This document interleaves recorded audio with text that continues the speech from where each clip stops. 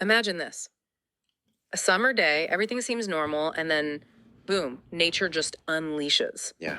Water rising incredibly fast, not over hours, but like minutes, turning places, into something dangerous, unrecognizable. It's a really terrifying picture. And sadly, something very much like that happened recently in a couple of different places, actually. Right. And that's exactly what we want to get into today in this deep dive. We're looking at the severe flooding, particularly in Texas and also New Jersey. Yeah, going beyond just the headlines, we want to look at the impact, sure, the response, which is huge, but also, the why. The underlying stuff. Exactly. Like, how could it happen so fast? And this crucial question about warning systems, were they there? Were they missing? Because figuring this stuff out, it's not just reading news reports, is it? This is about understanding these rapid disasters, how they hit communities so hard. Right.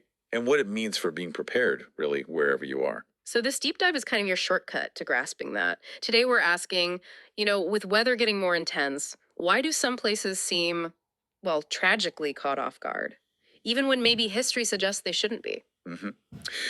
A tough question. Let's unpack it. Where do we start? Texas. Let's start in Texas. Kerr County, July 4th. What should have been, a holiday celebration. Mm. It turned into just devastation. The initial reports were grim. At least 13 people confirmed dead. Yeah, and so many unaccounted for right at the beginning. It was chaotic. And the stories about the summer camps, just awful. Camp Mystic, an all-girls camp. That's right, about 750 kids there. And reports said around 20 were missing initially. Lieutenant Governor Dan Patrick called the flooding there catastrophic. That word really hits hard. It does. He did try to offer some reassurance, saying, if parents hadn't heard, it likely meant their child was okay, just that communication was down. But still, imagine that waiting. Unthinkable. What made it so bad so quickly there? You mentioned the speed. The speed is, well, it's almost unbelievable. Patrick's team reported the Guadalupe River. It rose 26 feet. 26 feet? In 45 minutes. Wow.